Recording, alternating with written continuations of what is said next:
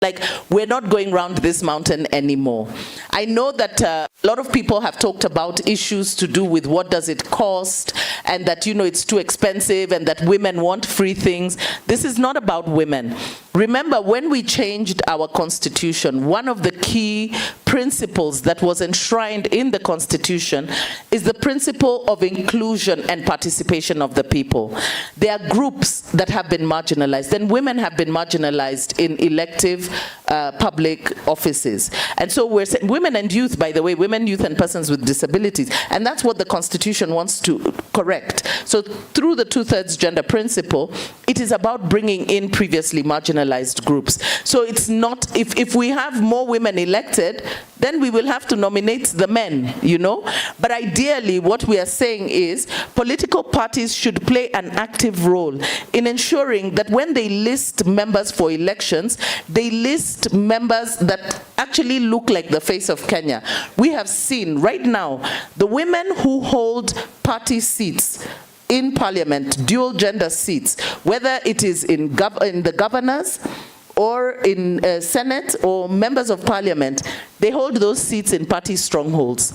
So it means that if a nomination in a party stronghold, you're very likely to win, because we've seen that people vote parties, you know. There are certain areas, you know, if I win this party nomination, I'm as good as home and dry. And that's what we are saying. List women in party strongholds, because when they are listed, they do get to win the seats. So that is what we are proposing. We are certain that this time around, that we are going to actually see the implementation. And now we are counting on Parliament, because we've done our work.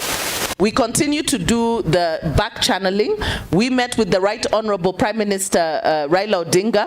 He committed himself 100%, and he has been a champion. Actually, throughout, every time the bills came into Parliament, he would even attend Parliament to make sure his members vote. So we know that now the highest level of political will is manifested. So we expect to see this bill pass. I think both majority and minority leader have already committed to it. So there's no reason. We don't see any reason why, but it's not over until it's over. And so talk to your member of parliament. All of you, make sure when you meet your member of parliament, you tell him, don't play games with that issue of 2/3. Pitisha your bill. Pitisha na upitisha haraka. That's now our role now on the outside. For the members in parliament, we are sending you, Esther. You are going to be the first one to vote, but you must make sure that all the members vote in the affirmative. Thank you. Correct.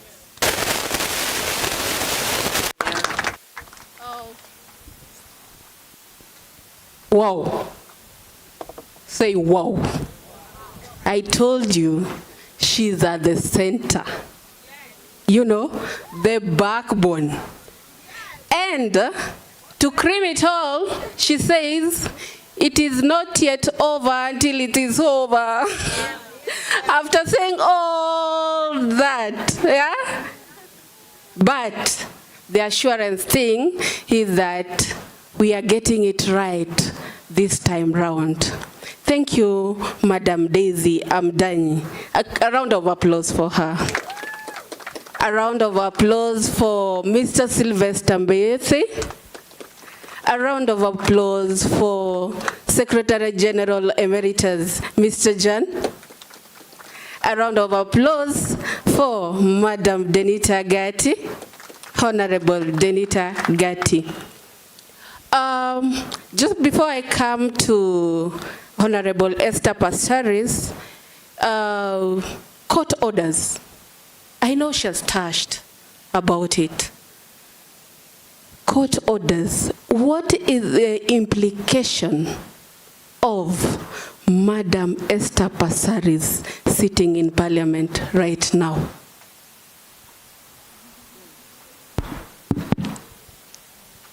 Thank you. There was a court order. It was actually not a court order. It was an advice to the president to dissolve Parliament. And it says, once you get that advice, you shall proceed to dissolve Parliament. But then in the intervening period, a court case is filed, And that court case gives us what we call a conservatory order. So there is an order barring the president to dissolve parliament pending hearing of a case. And that court order came, I think, in 2020, September 21st. And it was about 2 years to the election. And the motions in court, you understand, there was back and forth, and Maraga gave that order just before he left office. I think it was in September, and in a month or two, he was not there. So when the case was filed in court, there was an acting Chief Justice, that is Lady Justice Philomena Mwilu, and there are lawyers who argued that she had no power to empanel a bench of 5 judges, and that was the challenge that was there in court. Currently, and of course, that order, that empaneling of the bench was a challenge.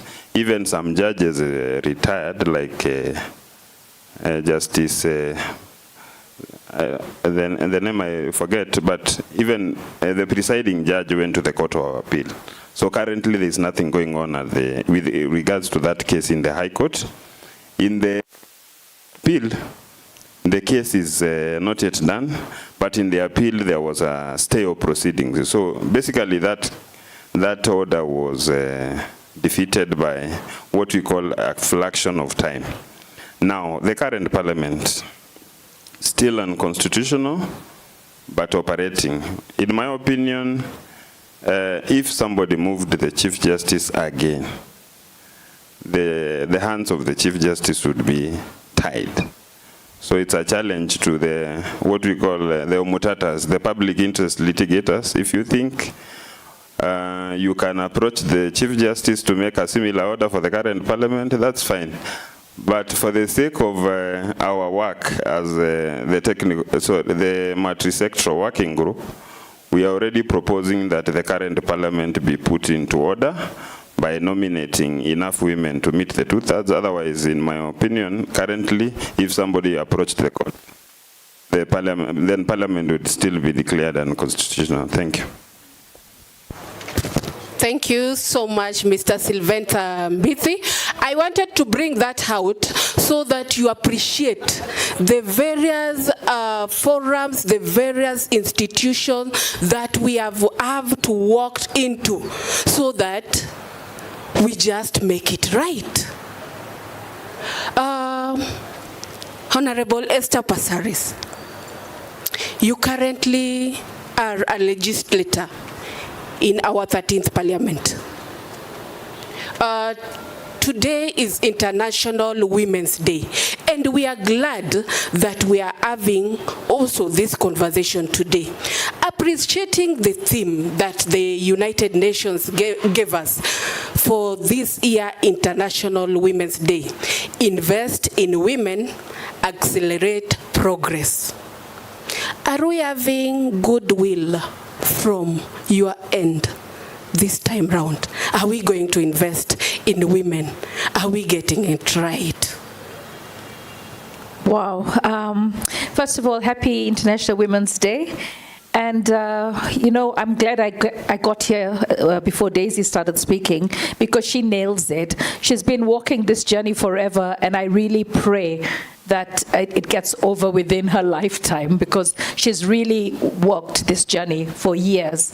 Even before I became a legislator, Daisy Amdani was there fighting and championing women's cause.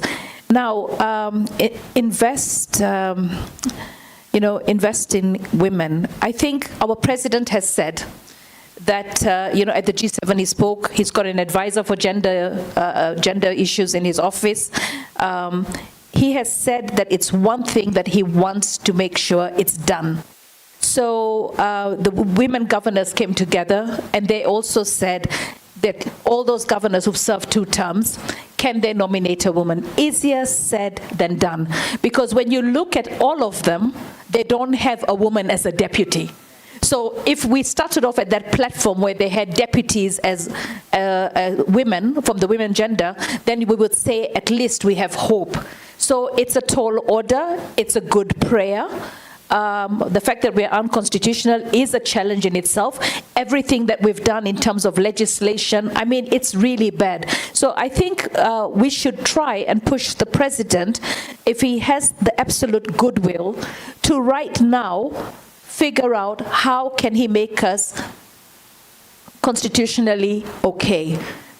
Get all the political parties together, nominate the required women, and let's just get that right, so that whatever we are doing, we're constitutionally put together right.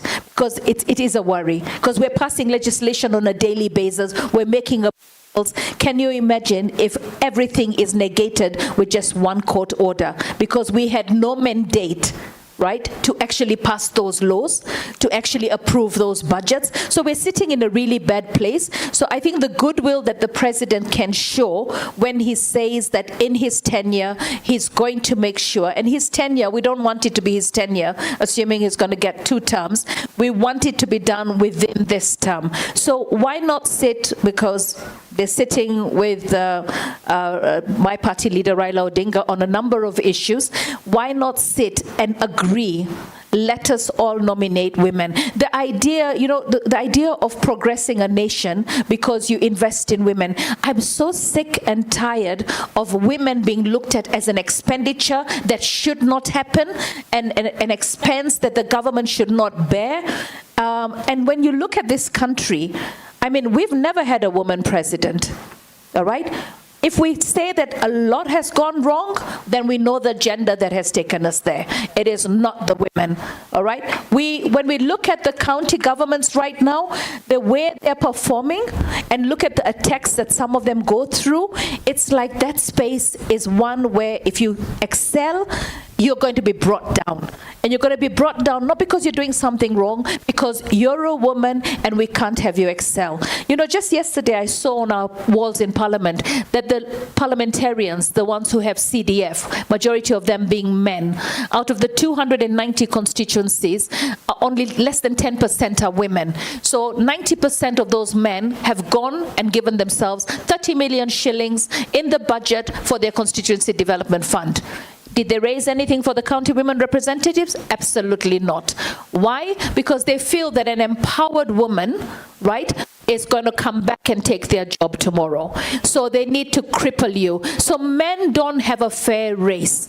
When they want to race with a woman, they will cripple her so that she cannot make the finish line. So that's what we're up against. So does that mean that we have no recourse? We do. 50% or more of the voters are women. Why are we not able to reach those women voters and say, vote a woman, irrespective of party, irrespective of religion, irrespective of tribe, just vote for a woman. We have to try and make sure that the women stand out. But you know, I've also seen the expectation for women to deliver is so high. All right, they're not judged on the same pedestal as men. I don't know whether it stems from us being mothers. So the expectation is that we will nurture, we will solve all their problems. They've been raised by mothers. We're a woman, we're a leader. We should solve all the problems that they have. So the expectation from a woman is so high. And then the disrespect. I recently came to the realization that when you're a man and you age, you're called mzee. And mzee means a man of respect, a man of dignity, a man who is worthy of, you know, that title. But when you're a woman, you're called shosho, and it's almost done your time, you're no longer productive, disappear, you know. So it starts from us not respecting the woman, and that patriarchal role is very, very strong on women. So if we want women to stand, you know, I have heard women who call out other women for unjustified reasons. And the whole idea is it's so easy to pull her down, and it's never an attempt to pull him down. So for me, If this country's done a lot of things wrong, we've never had a woman at the helm. Let's start there. When it comes to governors, we only have 7. Thank God we've made it beyond 10%. Will we have more women governors in the next session, in the 14th Parliament? Will we have more counties elect governors that are women? It depends on us as women. So how many of us are willing to vote for a woman irrespective of whether she's in your political party, because parties make a big determinant, whether she's from your tribe, whether she's from your religion, right? How many of you are willing to do that? As long as you don't have a definite yes for that answer, we're not going to win the war, because the war on gender parity belongs and starts and ends with us as women. We have got to support each other, because the men laugh when they see us fighting amongst each other, and we do that so often, and it actually makes them say, oh, they're their own worst enemy. So let's stand together irrespective of what. Let's have our fights outside, somewhere where the men are not listening, all right? And then stay focused on the agenda. I mean, really, we have a lot of work to do, but I really think the first thing we need to ask the president, your parliament, with all the laws you're passing, are unconstitutional. Somebody hire Amtata on that one. Put us on the run so that we can get our gender parity in Parliament right now.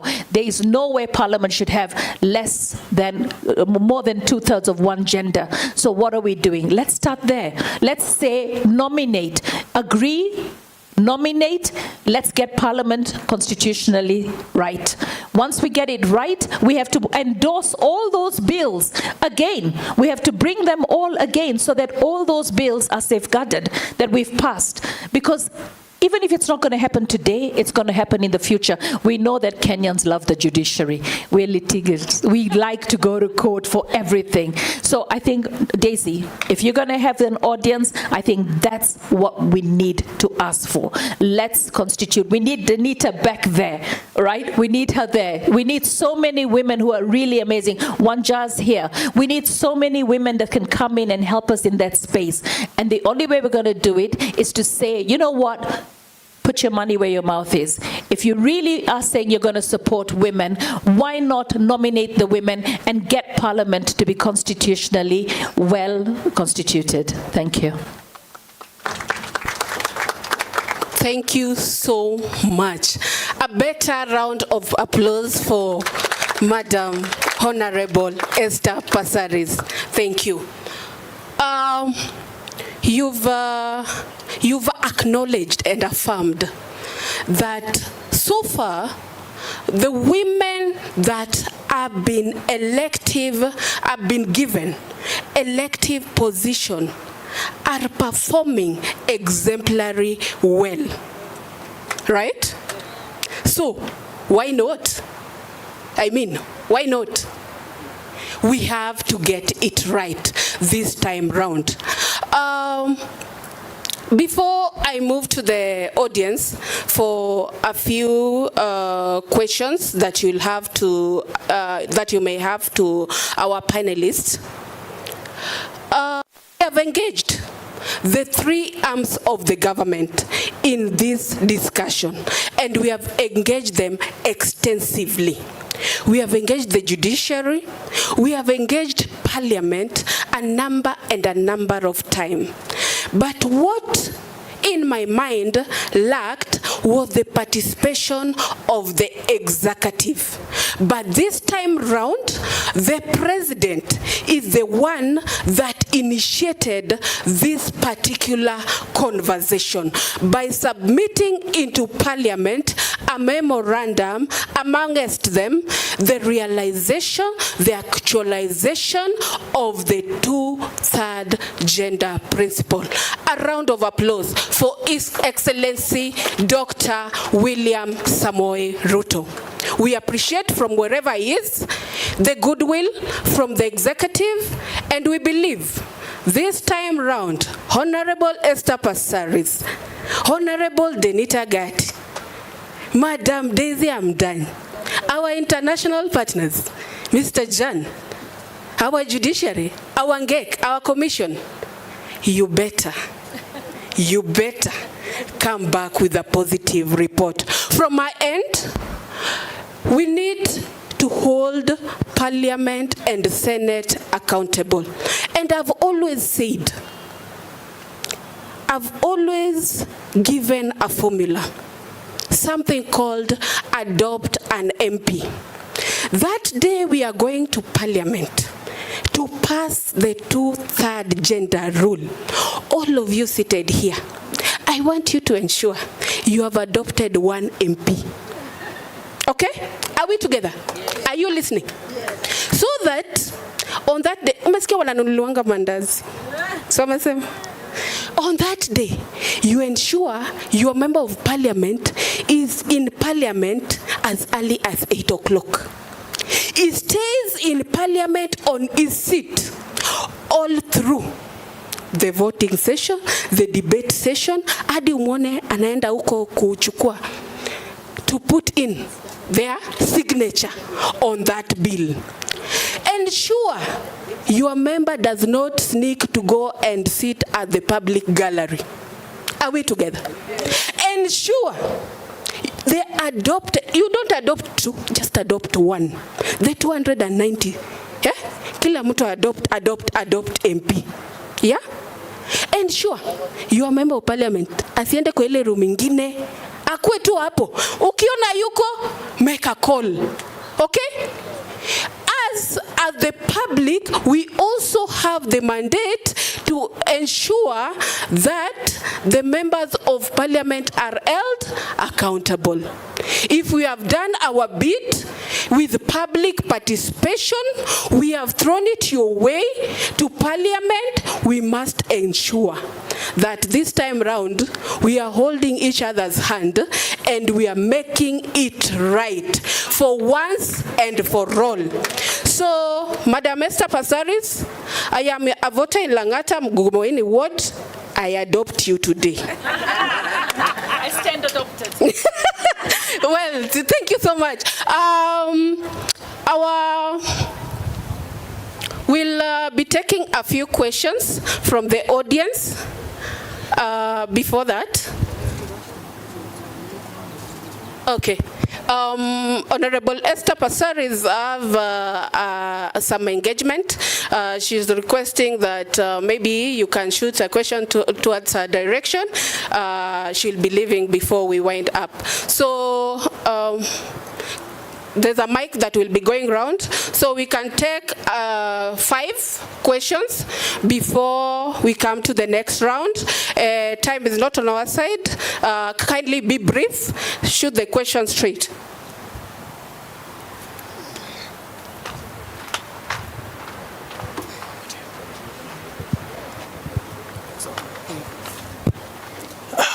Thank you so much. My name is Miriam Opondo. I represent persons with disabilities at the United Democratic Alliance UDA party. I want to thank the panelists for the awesome presentation. So my attention is to Mheshimiwa Gati as well, who has done a good job when she was representing persons with disabilities. I've had issues to do with advocacy, gender top-up, 2/3 gender rule. But my suggestions was this: let us look at it in a nice way. Even as we talk about 2/3 and gender rule, let us consider women with disabilities before our disabilities, because we have 47 counties, and you see, we talk about women, but we forget women with disabilities. So from the 47 counties, look at the representation of women with disabilities as well. It's not enough. And these gender top-up positions at the Senate, we usually have 10 positions allocated for women. As we consider the women, remember that we have women with disabilities who also need those positions. And the gender top-up plus the 2/3 gender rule, we as women with disabilities should also be there as well, because we are first women before our disabilities. So that is my suggestion, that the Senate slots, the gender top-up positions, even in the county assemblies, those slots can also have women with disabilities. Thank you.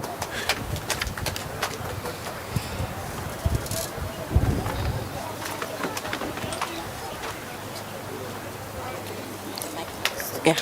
Okay, thank you. My name is Wanjiku Thega. I'm a young woman who's very active in politics. I run for office in Kiambu County. My question goes to Daisy. You have been this journey, as Honorable Passaris has remarked, and you've all seen your great contribution towards women in Kenya. How do you feel about this time round, this attempt? Honestly, how do you feel about this? Thank you. Thank you very much. My question is directed towards Daisy. Thank you, Daisy. So I was part of the women who came to Kenya National Library to present the memo, and you are aware of that. I've not seen the final report, but I am optimistic that some of our issues are captured. So my questions are two. This week, the president has been so optimistic about women issues. I saw him at G7, very nice. How do we capture the spirit of the moment? Because some of these things could be short-lived, and maybe we might have other interesting political issues in the country that might take away the attention from the 2/3, for example. There are robust conversations around the delimitation of boundaries, and that's where we are headed next. So how do we capture this optimism? Because in my view, it's short-lived. The other issue is there are concerns that there is the NADCO report that was presented to the houses, and according to what we, do I call myself Mama Mboga, what we Mama Mbogas are hearing is that the aspect of 2/3 gender rule was left to the multi-sectoral committee. Now, it is said that the NADCO report was presented before Bunge without the aspect of 2/3. And now you have the report that you have Metoa. My question is, have you aligned the 2/3? Has it aligned with the multi-sector, with the NADCO? And what are the risks around the 2/3 report being presented as a standalone proposal vis-a-vis being part of the NADCO report? But otherwise, good work with the multi-sectoral committee, but I am a bit pessimistic about celebration now. We shall celebrate when we get to Canaan. Thank you. I am Chepkoech Toet, and thank you guys, especially Daisy, for all the work that you have done. And Salma, it is very timely that you said adopt an MP, because we know our honorable member for Adopt a Light, so it is in order. He will whip them into being adopted. So my question is to Honorable Gati and Passaris, because you people have come from political parties, and we know that the major issues begin from political parties. That is where the root of all evil is, if I may put it like that. Because it is very easy for us to say we are going to take a list to IBC that is compliant. But as we know, our political parties, they are also very cunning. So they will put women where they don't care whether they win or lose the seat.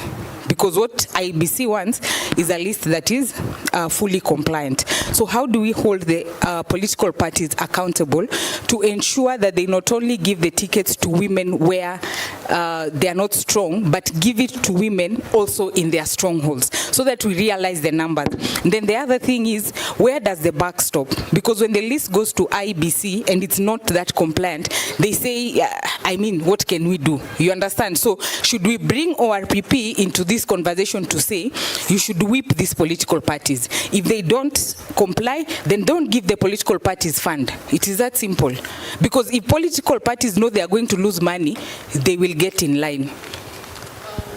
Thank you very much. Do we have two more? I can give any question directed to Honorable Passaris? Okay, I have one. Passaris? Yeah. Yeah, kindly. Okay, thank you very much. I'm Ogona Sirikal, the Chief Whip of... Okay, thank you very much. I'm Ogona Sirikal, the Chief Whip, Youth Nairobi, Youth Parliament. Okay, maybe have a little bit of a solution than a question. Okay, what I mean is this. Why can't we reduce the number of counties into regions? Because the counties that we have right now, they are not solving what we call the tribalistic things, because if you can reduce them to what we call the provinces, so those provinces can become counties, then the revenue that we use to pay those MPs, those governors, those women reps, we can use them to nominate or create position for women in parliament or in any other organization. Then another thing, the MPs, maybe to offer a solution to that, maybe the parliament, the political parties like the ODM or any other political party like UD or any other one, we can identify some of the regions or some of the constituencies where we have women who are strong in those areas. Then we give them direct ticket to them. Give them direct ticket, because there are some regions that once you get a ticket for ODM, you'll automatically win. If you get a ticket for UDA, you'll automatically win. So why can't we encourage these political parties to adopt that kind of thing? They should not favor men. And again, to advise to the women, let us love each other. You are the people that we don't vote in our women candidate. We don't love ourselves. So can we just generate the love for ourselves? Then to the political parties. In Kenya, we have several political parties, almost 98 political parties, and around 48 waiting to be registered. So these political parties, how many are women-frontiered political parties? Can we give them some opportunity, or maybe merge some political parties under one woman leader and ensure that things run well? Or maybe let us have also the MPs, they have their deputies as women with the same power. If we cannot achieve the two-thirds, then the rule. Let us have MP, all the 290 constituencies, they have their assistants as women, automatic. Thank you. So thank you very much. Thank you, Gona. Sirkal Matio. We had a hand raised up from a student there. Kindly, we must also nurture the attitude of, just stand up, please. These are the leaders of today, not our future leaders. So we must give them this space, we must give them this opportunity, and we must encourage them to do what they want to do. Yes, your name, please, which school, and your question. My name is Kiprotich Kimaron, Alliance High School, and my question, of course, goes to my county woman representative, Madam Esther Passaris. Now, we've spoken a great deal about women in the political space, and a lot of people were emphatic about how women are going to be nominated into parliament. But my concern was that, is it the number of women who are represented in parliament that is the issue, or it's the whole narrative around women in the political space? Because unfortunately, in the most recent election, Kenyans failed to see the merit that was there in women contestants and chose to go with male candidates, people who are assumed to be, or at least dictated by our African principles and cultures, who are assumed to be leaders in the society. Now, my question was, since you stated that women hold a very strong majority in terms of voters, is the motive force behind this bill political or good? Is it goodwill or political will? What is to say, maybe those who are at the forefront of this bill are not doing so in order to secure women as a political bloc, in order to use them for the same reasons that they did a long time ago? And my other question was, if that is the case, how do you beat a system that is against you, where we have a parliament headed by men, an executive headed by a man, who is deputized by a man, and yet you want to create a revolution where women are equitably represented? So therefore, how can we secure goodwill in this push, and how can we make sure that we don't bypass gender as a qualification, where being a man is a qualification in itself? That was my question. Thank you so much for your time. Wow. I mean, wow. A better round of applause. Come here. Come. Yeah. Honorable Passaris is telling me now you know why he's in alliance. But being in alliance is just not being in alliance. You must be adopted by Honorable Esther Passaris. Leo, lunch, juu yake. Sit here next to her. Just sit. When she leaves, live with her. Whatever you do, that's not. Honorable Passaris, kindly respond to the question that the young gentleman has raised.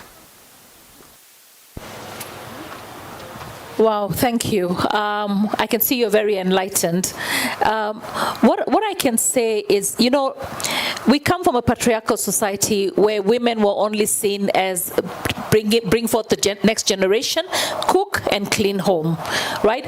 We're still doing that, but we are doing something more. We feel that we can stand up to be counted. A lot of women become widows. A lot of women end up with marriages that don't work, and women need to feel independent. And this is, you know, it started in the first International Women's Day kind of celebration started in 1909. We've still got a long way to go. The budget needed for gender parity is over 350 billion deficit. So we're actually talking about a male-dominated world that doesn't prioritize women in leadership. So what we have to do is celebrate the gains. The fact that we have 47 women that come into Parliament elected through the Constitution provision for women's seats, special women's seats, that in itself was a win. All right. The fact that we have a Chief Justice who's a woman, that's a win. The fact that we had a woman, Charity Ngilu, run for president, that's a win.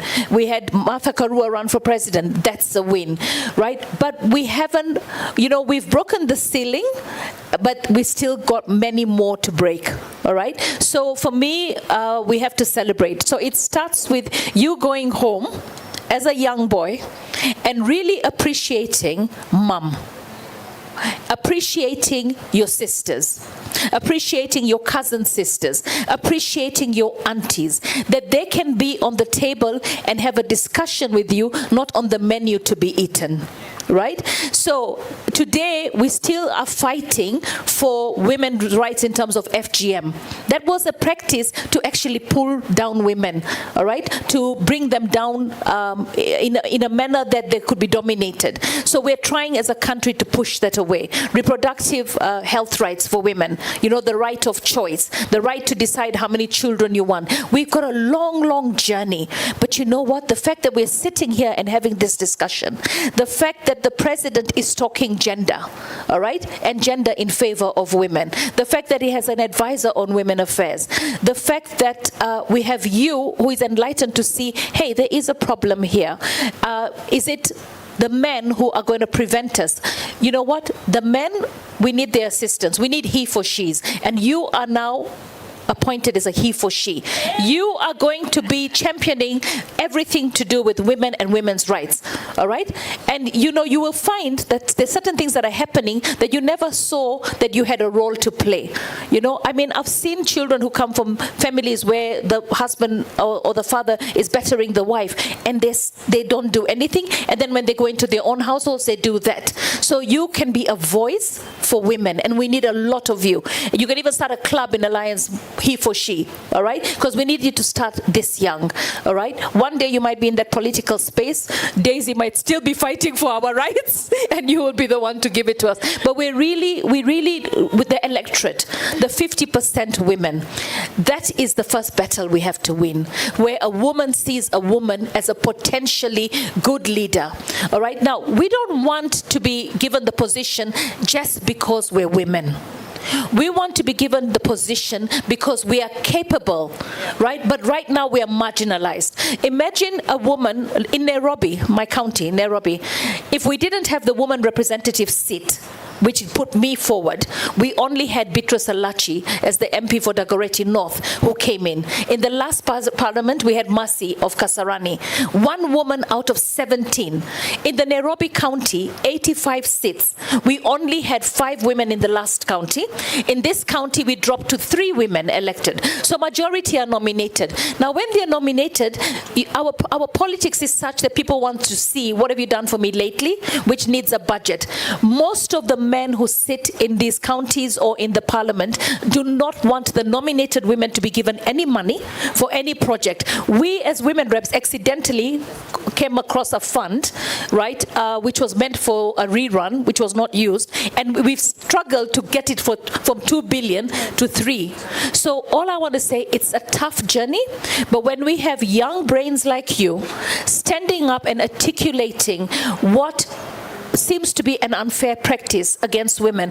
We're not saying that, what we're saying is treat us as equal partners, because we are equal partners, all right? The Bible says about a woman being a helper. I wish the men would understand that to get their lives right, we have a lot of men with challenges right now, right? It's because of the male figure absconding his duties of parenting. So they've left it completely to the woman. So I feel when we come together, both genders, and appreciate each other and work together, there was Eve and Adam. Why? They have to work together to achieve something. And what we can achieve for our families, for our communities, for our countries, we have to do it together. But we can't do it together when you're telling the woman, sit, stand, speak when you're spoken to, all right? Go cook, go make babies, you have no role to play. All right? So we need to be able to be seen as equal partners. Respect me, I respect you, it's mutual, right? Listen to me, I listen to you, it's mutual, all right? Let's plan together, let's achieve together, let's agree to have differences, but ultimately we work for the good of society. And the good of society requires that men and women come together for the good of the nation. And you're my she. Welcome into the club. Thank you very much, Honorable Esther Passaris. I believe your question have been answered to the standard of your satisfaction. When you leave, don't let her go. Walk out with her, because that is the order of this honorable house. Miss Daisy, I'm done. A round of applause as she walks out. Yes, we must ensure that the passion that these young people have been actualized. By the action of just that young man walking out with that honorable member, you just don't know the impact and what it will create for his future. So thank you so much for that, young gentleman. Miss Daisy, I'm done. 1 million+ questions your way. Welcome.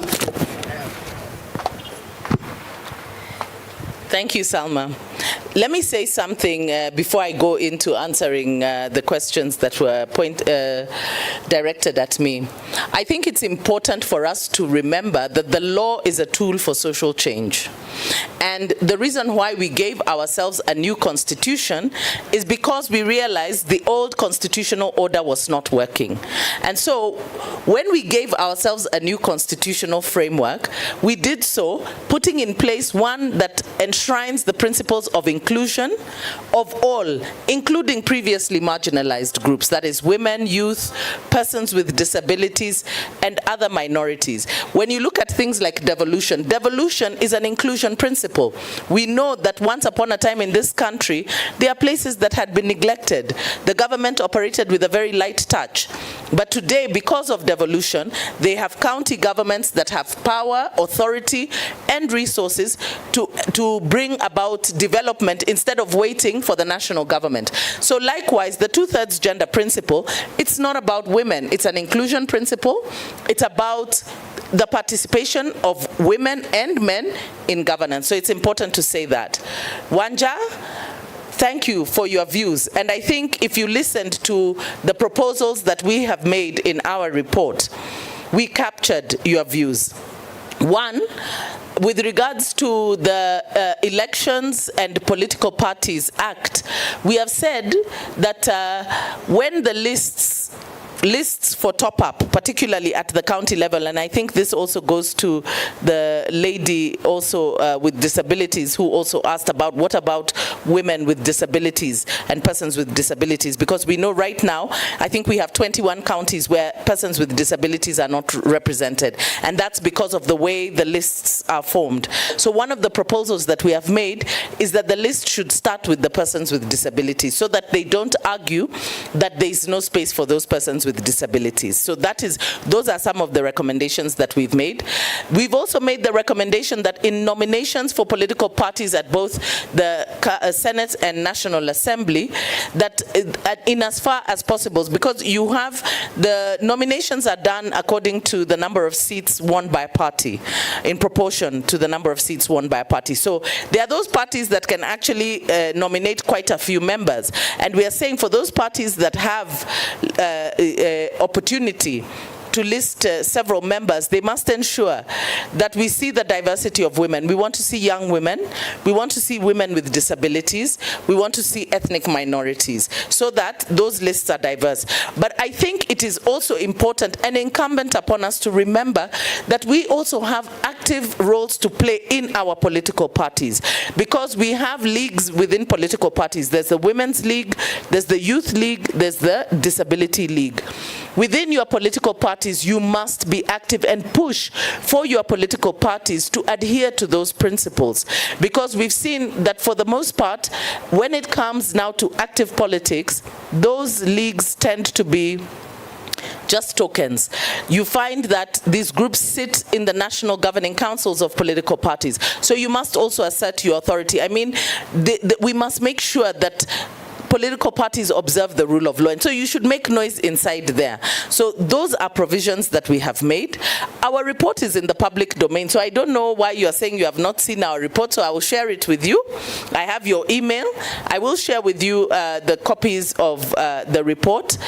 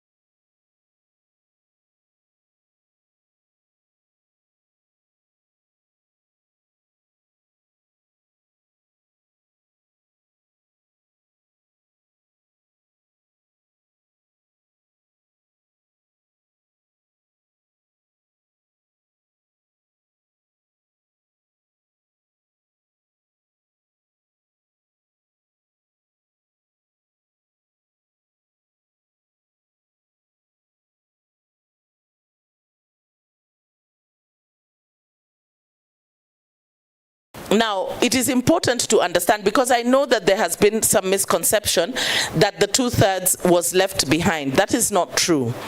When we engaged, remember when the National Dialogue Committee was put in place, they said that they were going to recognize statutory bodies that were in place. And because we had concurrent mandate with them, and the 2/3 was an issue that had been listed, they allowed us to continue with our mandate and to deliver to them that framework, right?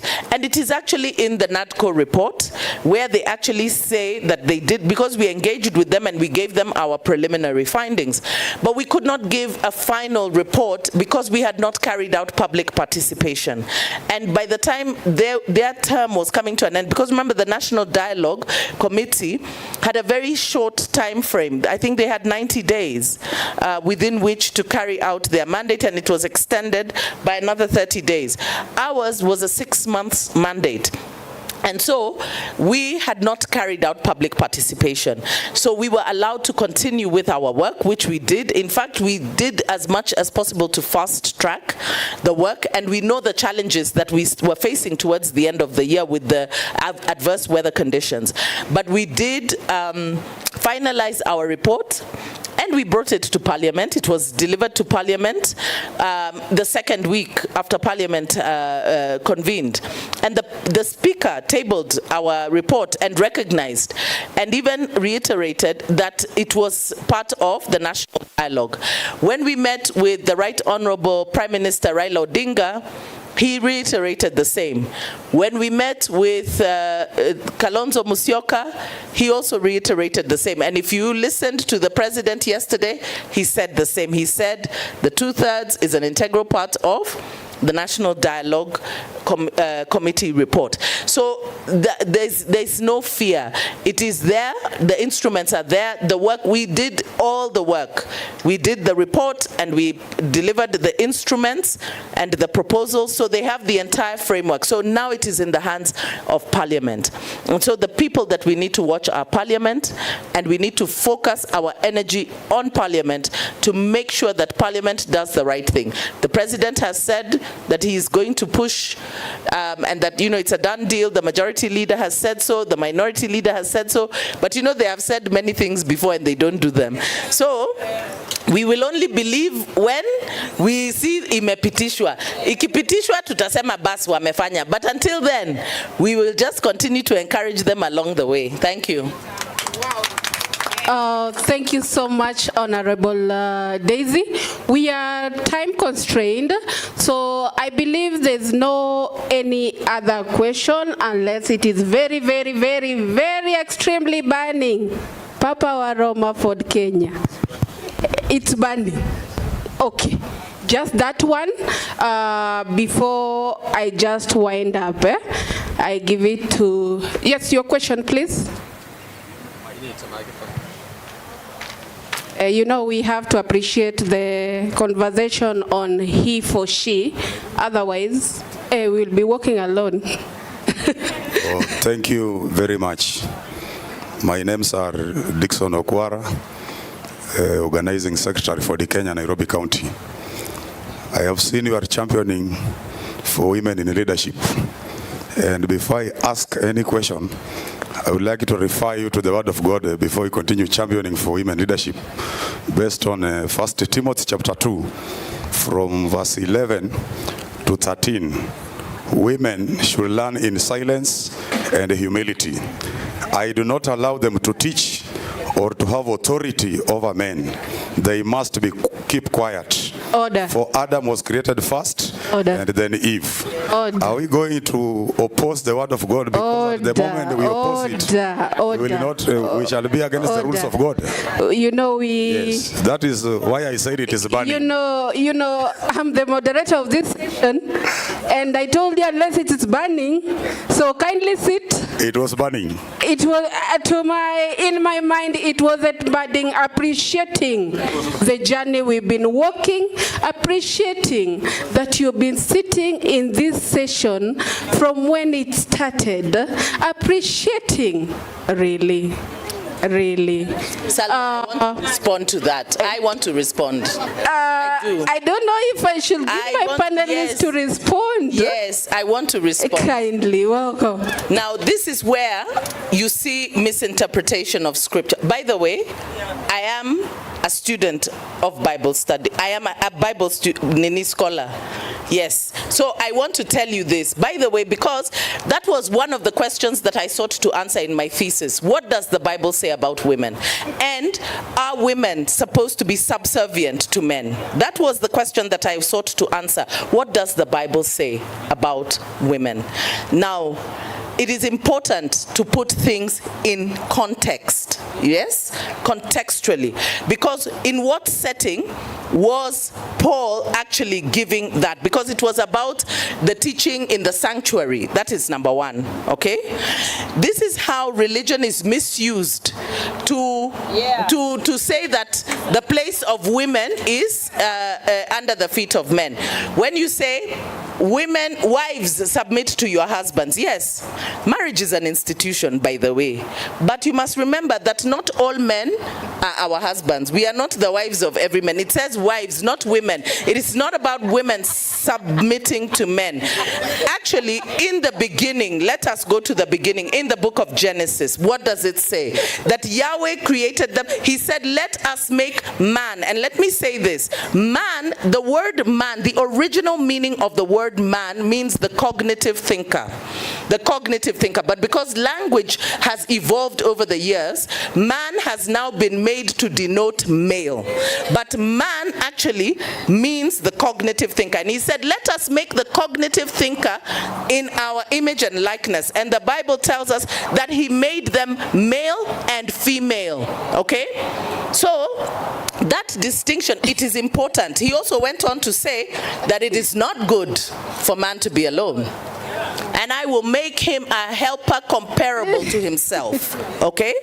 The only other person that we see called a helper in the scriptures is the Holy Spirit, who has come as a helper to us, to help us in achieving our goals of salvation. So Yahweh created us equal. Men and women are created equal. They're created different, and we have different roles, but we are equal in terms of humanity. So if it is in your home, you can call for your wife to be submitted to you. But we are not your wives. So you can't ask for all women to be submitted to you. Thank you. So I think that is an important distinction to make. Thank you, Honorable Daisy. I'm done. And then in the spirit of adopting someone, so that this conversation can go on and that gentleman can be enlightened. Excuse me, sir. Just come. Ford Kenya. You know, Papa Waruma is, a very close friend. Have a seat here. Yes. When Daisy Daniel will be walking out of this session, walk out with her. She has done so much.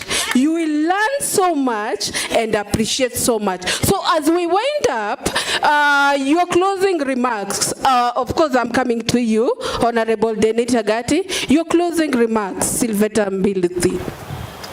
No, sorry. Okay. I really needed to address the student from Alliance, but he left. So I will talk to the students that are here, or the question that was posed by the student about the electorate refused to vote for the woman. And the data from IEBC shows that the number of candidates that are in the ballot, the same percentage of men make it with the women. It's just that women are not on the ballot. 15% of all candidates from all political parties, or be it independent or whatever, from political parties, 15% make it to be elected. So if there are 9,000, so because men are in the ballot, it is men that are chosen. Majority that are men on the ballot, it's the men that are chosen. And 15% of women that are given that opportunity, they also make it.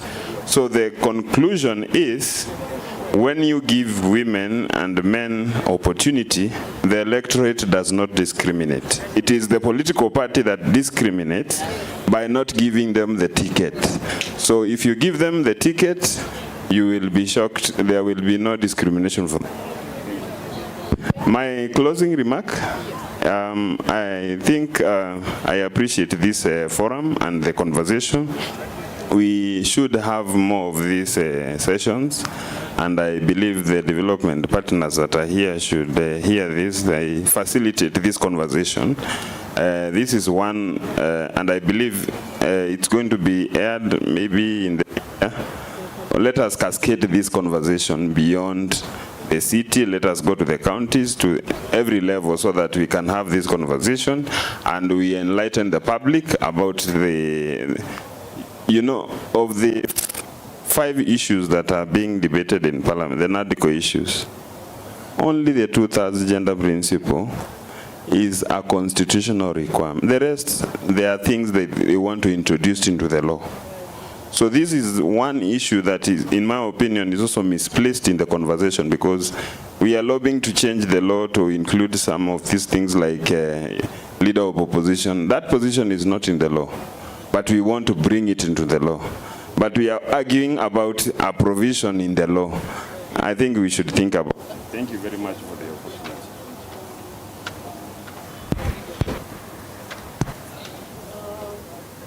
Thank you very much, Mr. Sylvester. You have talked about getting it right. What are the priorities? Thank you, and it was a pleasure having you for this session. Mr. John, what is our take-home? What is your advice? What is the way forward? And your closing remarks. Thank you.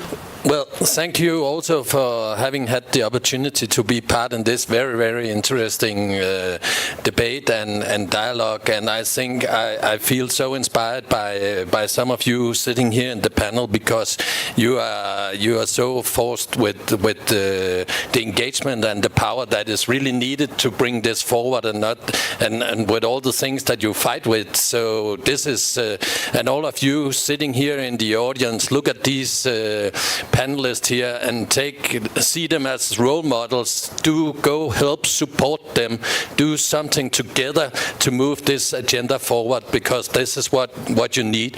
And I think, as it has been stated, hold the parties accountable for not taking the right steps if they don't do so. Please make it a debate within the parties and with the parties, that they nominate, that they make an inclusive culture, whether it's gender, whether it's disabilities, whether it's religious issues. Held them accountable, so that you will have a party culture where it's much more equality that is within the parties. And today it's International Women's Day, and we have this debate, but this debate is not only going to be held one day in a year, it's going to be held 365 days in a year, because this is an agenda which is so important, and it can only be moved forward when you do it every day until you reach the goal. And I have to say, coming from a country which 100 years ago today appointed the first female minister in a parliament in the world, we are not over yet. So it's a long debate. It's a long fight to come to gender equality and equality in other areas. But we can only do one thing: is debate, stand up, go and do some work around this, and really follow the role models. Then we will go and break a lot of glass ceilings, which is needed. Thank you. Thank you so much, and we must appreciate the gender debate is not just a gender debate. It is a human rights issue, and you must always appreciate that.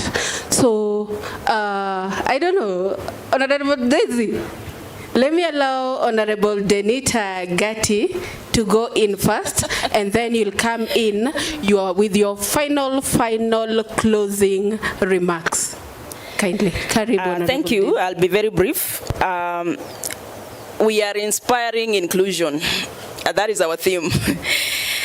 and for me, as a feminist who champion especially disability, you know very well that this word inclusion is usually very comfortable. You know, people are comfortable with this word inclusion until it reaches disability.